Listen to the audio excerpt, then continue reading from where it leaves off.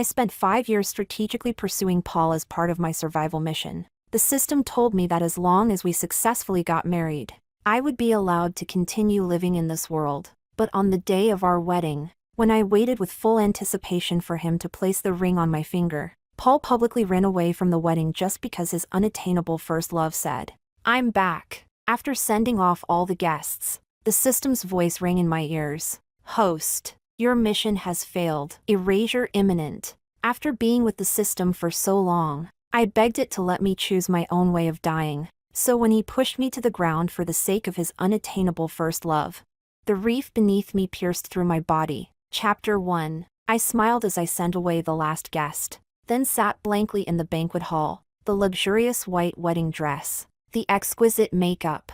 I should have been happy. Yet at this moment, my heart felt completely dead. Today wasn't only my wedding day, it was the day I was supposed to complete my mission. As long as Paul and I completed the ceremony, I would be able to keep living. I had looked forward to this day. Even the wedding dress was chosen by Paul, and the venue and decorations were all carefully arranged by him. I waited for him to come pick me up this morning. But even past 9, he didn't show, so I called him, sent him messages. All of them sank without a trace. No response at all. At 10 o'clock, I had no choice but to head to the hotel alone. On the way, I kept messaging him. I already guessed he might run from the wedding, yet I still gave him a sliver of trust. But now, all of that trust and hope burst like a bubble. My cousin Miranda, who had been with me this whole time, finally couldn't hold back and muttered angrily, "Paul, what the hell is wrong with you? Running away on the wedding day?"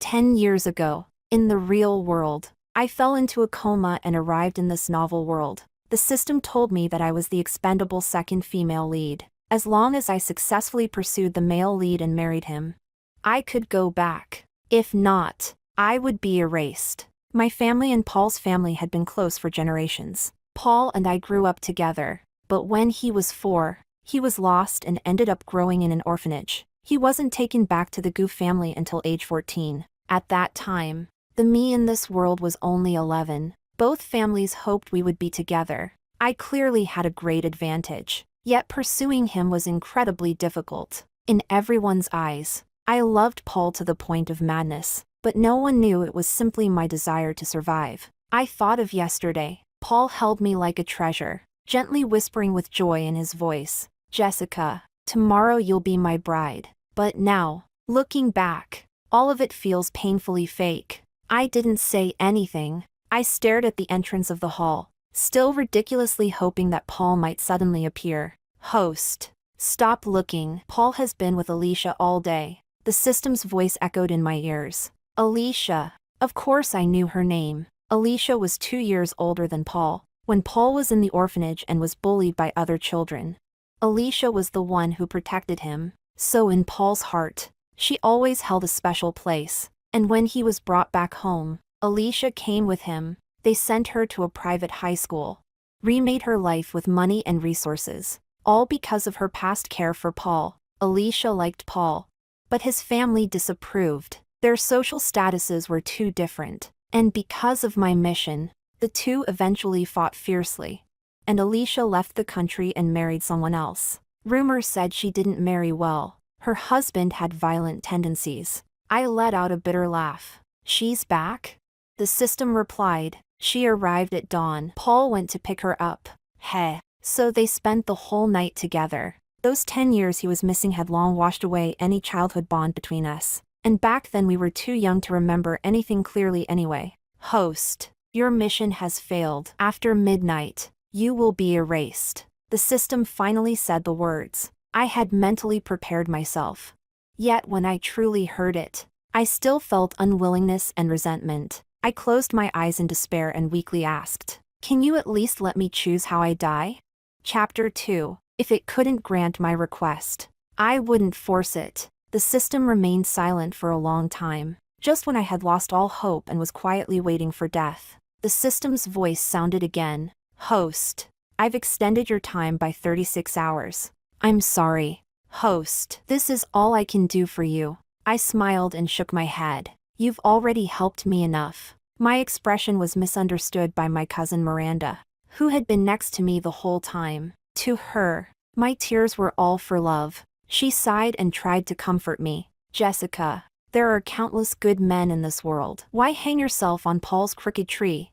Many people had asked me that question before. Back then, in order to marry Paul, my answer was, because Paul is my life, and he truly was my life. Only by successfully completing the mission, marrying him, could I stay alive. So every wealthy family in Haicheng knew I was a hopeless romantic, and they secretly mocked me behind my back. Thinking of this, I slowly opened my eyes and looked at Miranda. I gave her an indifferent smile. Don't worry, cousin, I won't obsess over Paul anymore, because he himself had ruined my life. I didn't have long left anyway. Before long, the news of Paul running away from the wedding shot straight to the trending searches. Someone also leaked that his first love had returned to the country. The implication was obvious.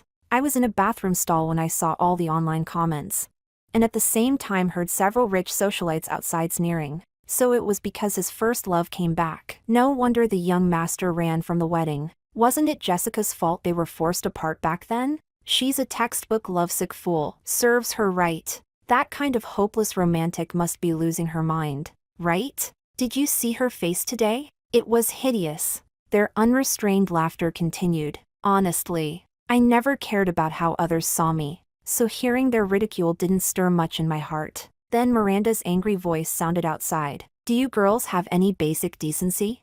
The socialites instantly fell silent. My family ranked second in all of Haicheng. Our businesses stretched across the entire country. And my parents loved philanthropy. So many powerful families showed us respect, especially when someone was caught gossiping behind our backs. But although they would give face to my family, they would not show the same courtesy to the Chen family. Miranda's family. One of the socialites sneered. Miranda, your families are only related by marriage. And Jessica was dumped at the altar. She did it. And we can't talk about it? Miranda instantly fell silent, unable to refute. After all, what they said was true. I stood up, pushed open the stall door, and walked out. When the socialites saw me, they suddenly looked guilty. I passed them without a glance and stopped in front of Miranda. Cousin, those who haven't gone through it can't be expected to empathize with me. Don't waste your breath on them. Let's go. After leaving the hotel, she drove me home. Home. The marital home Paul and I had chosen together. A luxury apartment in the best area of the city. We once imagined our future life together inside those walls. And now, the empty home held only me. And cold, lifeless furniture. I stood on the balcony, overlooking the dazzling city below. System. I've figured it out. I've figured out how I want to die. The system asked. Host. How do you intend to die? I smiled faintly, and didn't answer. Chapter 3. In everyone's eyes, Alicia was a pure, flawless white rose, born poor, yet always repaying hatred with kindness, carrying a gentle heart. But I had seen her real face. Only I had seen it. I had to admit, Alicia's facade of innocence was crafted beautifully. But this time, I intended to tear off that mask of false purity. To let everyone see her true nature. And let Paul regret it for the rest of his life. I still remembered when I first arrived in this novel world. It happened to be the moment Paul was found and brought home. Paul had promised the curious Alicia, Alicia, you used to protect me. From now on, I'll be the one protecting you. And just like that, Alicia stayed. Paul's family merely saw her as a benefactor. Everyone else still expected Paul and me to end up together. After all, we had a childhood engagement. One afternoon after class, Alicia blocked my path. By then, she no longer looked like the girl who had just entered Paul's house. No more cheap dresses. No more terrified expressions. She had long grown used to wearing luxury clothes. And even her demeanor had changed. She looked down at me from above, reminding me casually, Jessica, don't think that just because you and Paul had a childhood engagement, he'll like you. You were separated for 10 years. Right now, the person he cares about most is me. Paul belongs to me. The feelings we built through shared experiences are unshakable. I advise you to give up.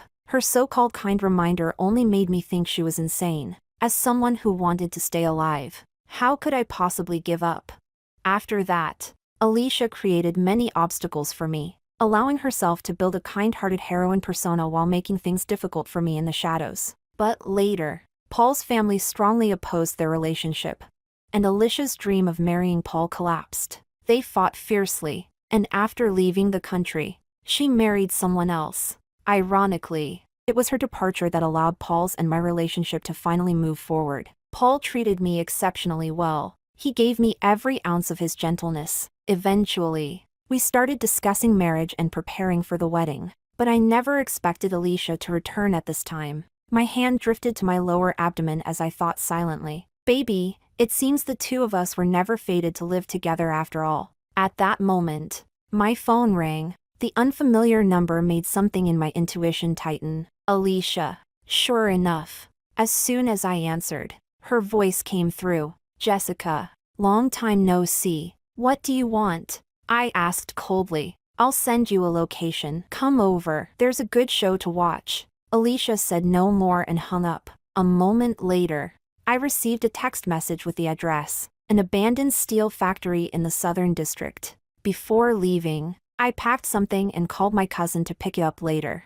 Then I went to meet Alicia as instructed. No one was there, but in the next second, someone covered my mouth and nose, and everything went black. When I regained consciousness, I found myself by the sea. I scrambled up from the ground in panic. "Jessica!"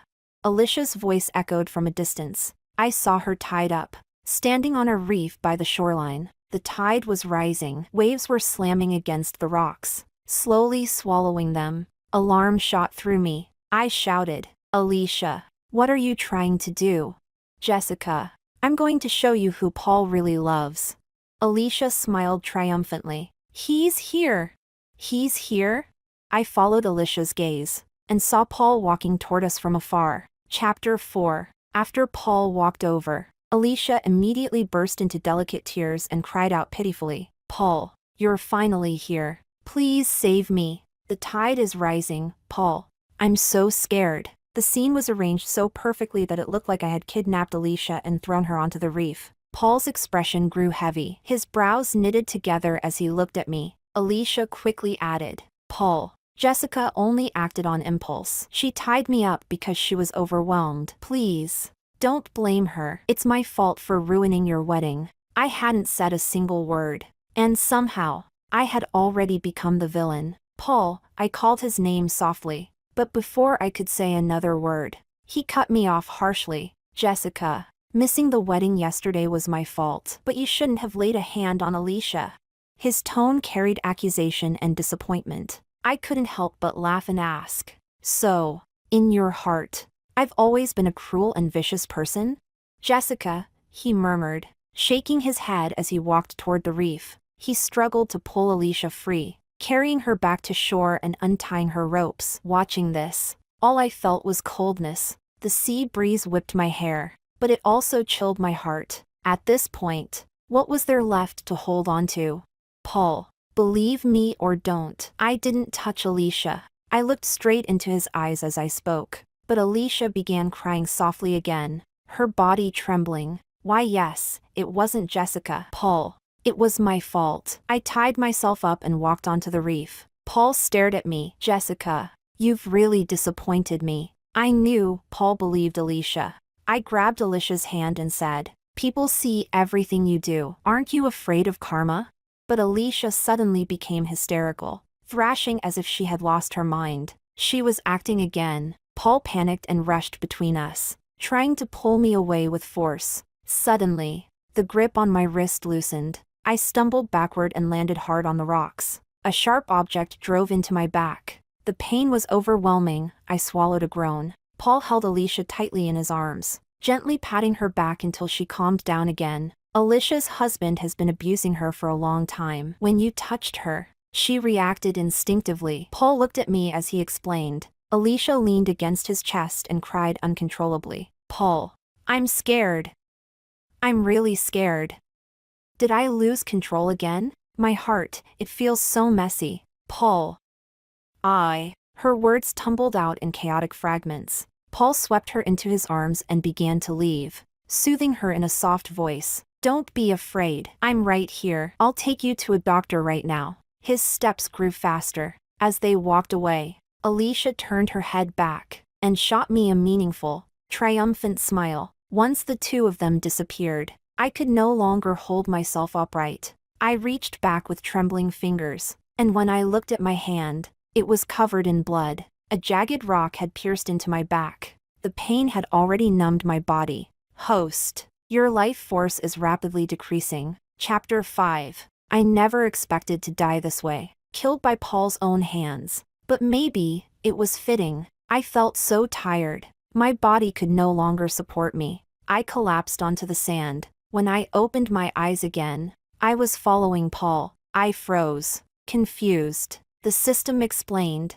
"Host, this is an out-of-body state." So, that was it. My soul had left my body. Paul gently placed Alicia in the passenger seat, coaxing her softly like she was a fragile treasure. "Alicia, we'll be at the hospital soon. Wait for me just a moment." He closed the door and stepped aside to make a phone call, his gaze drifting toward my collapsed body on the beach. I spoke aloud. Even though he couldn't hear me, I didn't expect to die like this either. He said into the phone, "Marco, come to the holiday beach and check on Jessica. I'm with Alicia." She tied Alicia to the reef and nearly caused an accident. "Alicia had an episode. I need to take her to the hospital. I don't feel safe leaving Jessica alone at the shore. And the tide is rising." Heh, so he didn't know how to worry about me?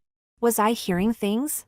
Marco was Paul's closest friend, but what Paul didn't know was that Marco had always secretly been in love with Alicia. He had no way of knowing. Marco was always cautious, always discreet. No one knew. How did I know?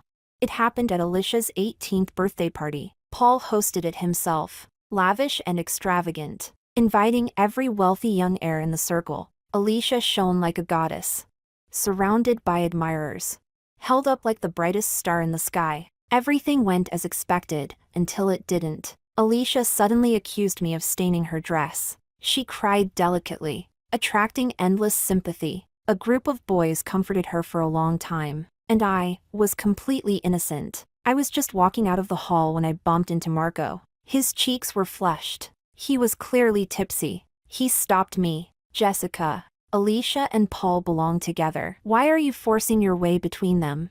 You care a lot about Alicia, don't you? Do you like her?" I asked casually. Marco's reaction was instant, panicked, guilty. That was when I knew I had hit the mark. He snapped angrily. "You're meddling in their relationship. Be careful, you'll bring karma on yourself." Yes. And here it was, karma. The system suddenly spoke. "Host, if Marco brings you to the hospital, your consciousness may return to your body. You might have a chance to survive." I asked in disbelief. "You mean I could come back to life?" "It's a random possibility. I can't guarantee anything." The system sounded helpless. But would Marco really save me? I wanted to live, desperately, but I didn't dare put my hopes on Marco. No hope means no disappointment. Paul seemed to remember something. Just as he was about to end the call, he added, "Take good care of Jessica for me." After hanging up, he looked toward the shore, toward my lifeless body, and let out a long, heavy sigh, before walking to the driver's seat and opening the door. Meanwhile, Alicia slid her phone back into her pocket, and gave Paul a weak, feeble smile. Chapter 6. I followed the two of them all the way to the hospital. After Paul had the doctor examine Alicia, he brought her back home. Alicia grabbed Paul's hand just as he was about to leave and said softly, "Paul, can you stay with me tonight?" I was stunned. After years apart, shouldn't their reunion be full of passion and rekindled love? Instead, Paul loosened her grip, giving Alicia a long, meaningful look. Perhaps she wasn't used to being seen that way by him. She shifted uncomfortably and asked, "Why are you looking at me like that?" "Thank you for bringing me home, Paul. Do you know, these past years, I've never had a single night of good sleep. I lived in violence every day. There isn't an inch of unbruised skin on my body. But last night, I slept well." "Alicia." Paul cut her off before she could continue rambling. "Yesterday was my wedding day with Jessica. It was the first time I had ever seen Paul show such a serious expression toward Alicia. Alicia's eyes filled with tears as she looked up at him pitifully. I finally escaped back to the country. How was I supposed to know it was your wedding day? If I had known, I never would have called you. If it wasn't for Jessica, I wouldn't have been forced to go abroad and marry that man. I wouldn't have suffered years of abuse. If she really loved you, really cared about you, why would she tie me to the reef? The more she spoke, the more aggrieved she sounded. Her emotions spiraled as she pushed Paul toward the door. Fine. Fine. It's all my fault. Just go. If I had known this would happen, I never should have left the orphanage with you. Go. Don't come see me again. I'll just return to him tomorrow. Let him beat me to death. Seeing this, Paul immediately panicked. He rushed back inside and held Alicia tightly in his arms, patting her back comfortingly. Alicia, what are you saying?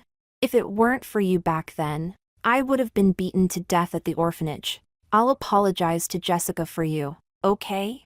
Alicia gave Paul a deep, loaded look. Paul, we depended on each other for 10 years. To me, you're like a real little brother. But Jessica misunderstood us. She made things hard for me. She spread rumors about me. Paul, are you really willing to marry a cruel, cold-hearted woman like her? She clearly knew about our relationship. Yet she still wanted to hurt me. Who knows, maybe one day she'll turn against you too. Alicia, enough. Paul cut her off sharply and turned his body away. Get some rest. I'm going home. If something happens, call me. Listen to that. Alicia said all of that without blushing or blinking. What did she mean I made things hard for her? What did she mean I spread rumors? All of it, nothing but the traps she set to frame me. Paul left the house. After getting into his car, he didn't start it immediately. He pressed both hands against the steering wheel, resting his forehead on the seat. Lost deep in thought, after who knows how long, he finally picked up his phone and dialed my number. But my phone was turned off. He frowned and called Marco instead. When I got there, the beach was empty. I ran into an old man selling trinkets. He said he saw a young girl walk away. He must have meant Jessica. Marco replied lazily. Her phone's off? Totally normal. You ditched her on your wedding day and made her the laughingstock of the entire city. Give it a few days, she'll calm down. Chapter 7. Hearing Marco's words, I couldn't help asking the system curiously, was I rescued? The system replied with only 2 words. No. I murmured calmly. Oh, so I was washed away by the tide? The system let out a long sigh, its voice filled with regret. You were thrown into the sea by Marco. What? My soul froze in shock. At that moment, an image surfaced in my mind, a memory. When Marco arrived at the beach, I was already on the verge of death. But instinctively, I still had the desire to survive. Yet when he saw me lying in a pool of blood, reaching helplessly toward him for help, he hesitated. He crouched in front of me, looking at me the same way one might admire a painting. A deep, unsettling gaze. Jessica, I heard you kidnapped Alicia and tied her to the reef. She almost died because of you? I was dying. How could I possibly answer him? My arm only twitched weakly. Marco's lips curled slightly. Jessica, if you hadn't clung to Paul so desperately, Alicia never would have been forced to go abroad. She never would have suffered abuse. All of this is your fault. Now that Alicia is finally back, and she and Paul both like each other, you need to step aside. Marco always appeared gentle and refined, but who could have imagined such a beast hid beneath that exterior? The system said, Marco is the definition of a polished monster, a wolf in gentleman's clothing. Marco looked around, seeing no one and no cameras.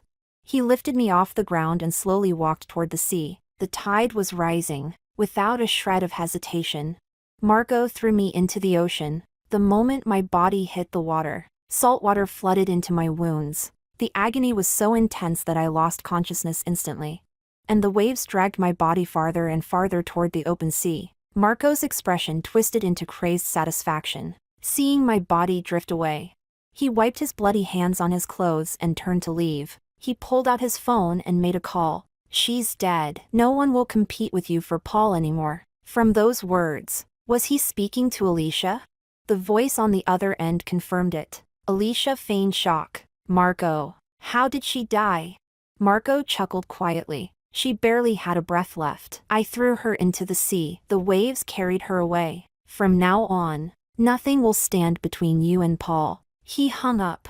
On the other end, Alicia smiled, bright with satisfaction, watching everything. I couldn't help speaking to the system bitterly. So I die without clarity? Without meaning?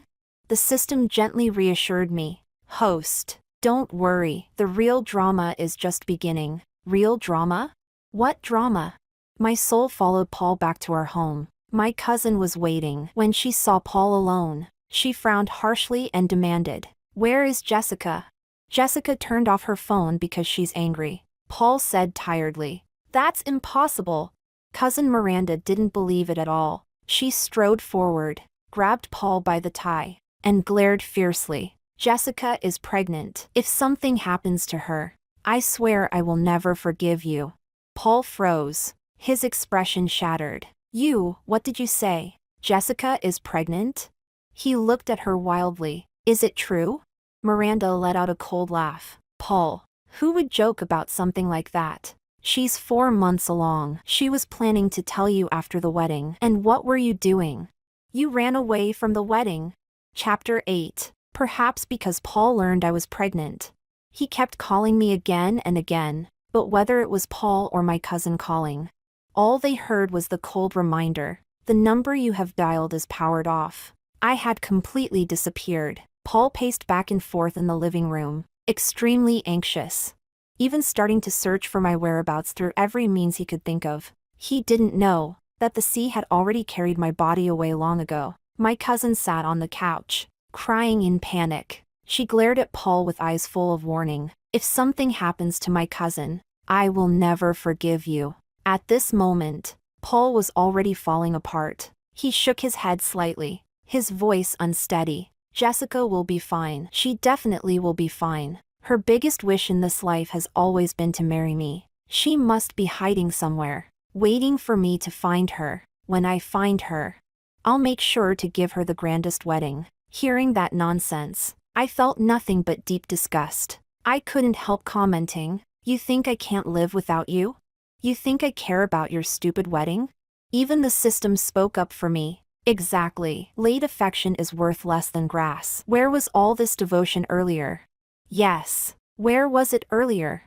Even though my approach to Paul had always been mission-driven, 10 years of growing up together still created some emotion, however faint. But now it was simply meaningless. A full day passed, and still no news of me. Paul, sitting on the sofa, looked like he had aged overnight, unshaven, disheveled, exhausted, and utterly defeated. My cousin leaned back against the couch, about to stand, but accidentally pressed the remote. Turning on the TV, a breaking news segment appeared. The anchor reported, "Early this morning, a fisherman found a female corpse while out at sea. Police have been notified." The screen switched to the scene, chaos everywhere. Police, forensic staff, reporters, and shocked fishermen filled the frame. As the corpse was lifted onto the stretcher, an arm slipped off the side. A bracelet slid into view. Paul and my cousin froze. A wave of dread swept over them.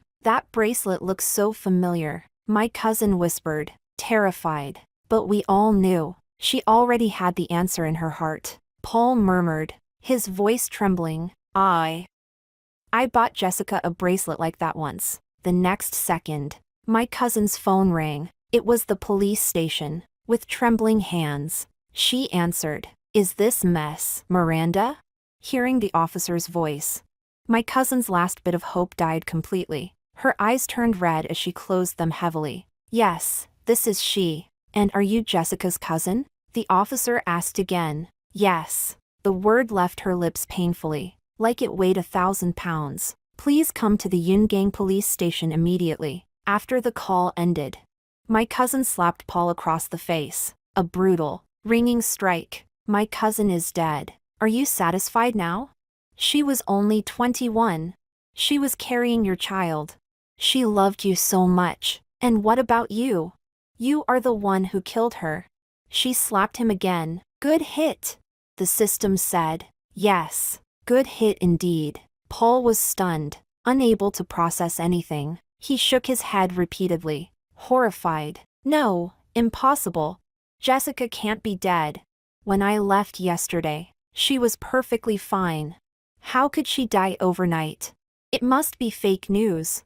Chapter 9. My cousin and Paul arrived at the police station. The first thing the officer said to her was, "Ms. Miranda, please accept our condolences. Your cousin Jessica was murdered." My cousin finally lost control. Her emotions erupted as she cried out, "Have you caught the killer? Who is it?"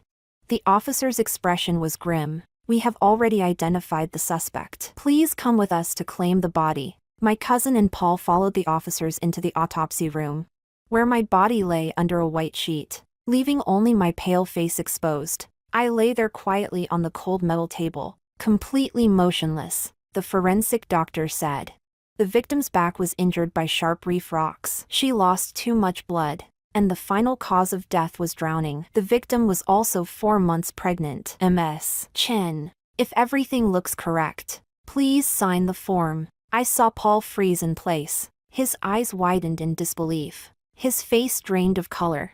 And suddenly his emotions spiraled out of control. "Officer, I saw her just yesterday. She was fine. She was perfectly fine." The officer looked at Paul with a cold, mocking stare. "Tomorrow in accidents, no one knows which will arrive first. Haven't you heard that saying?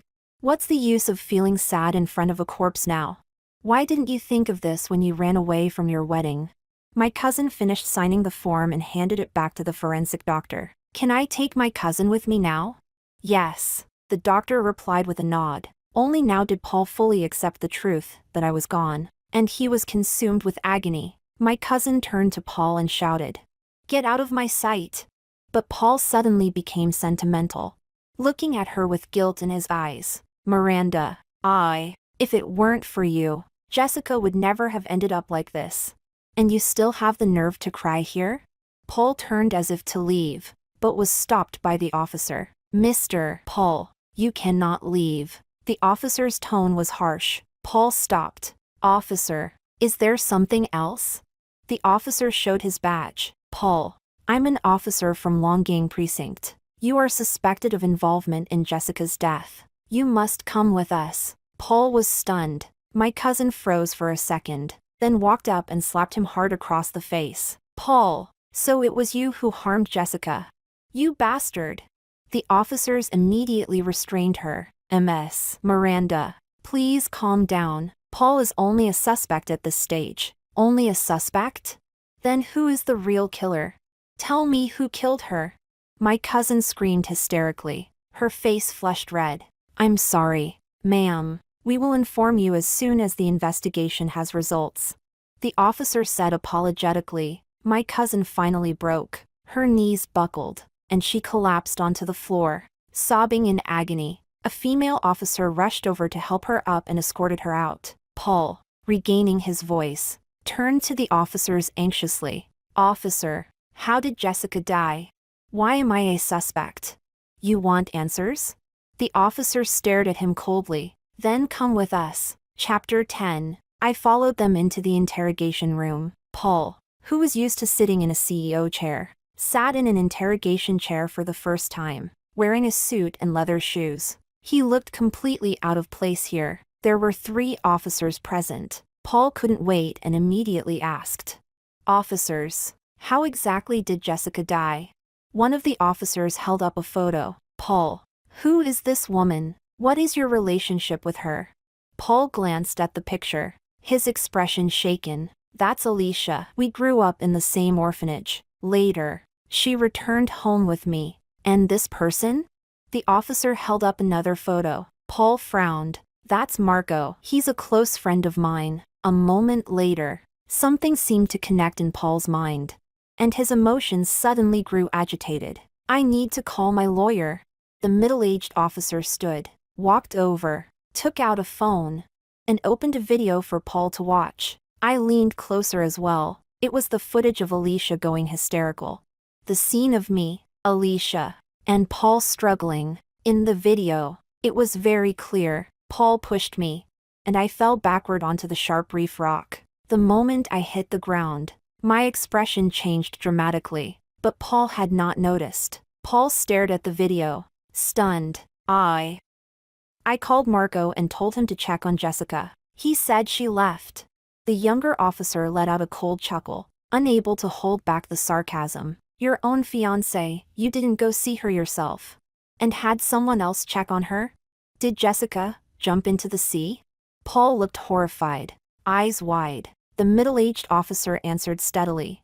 No, she didn't jump. Marco threw her into the sea. Paul's eyes widened even further. What? Marco killed Jessica?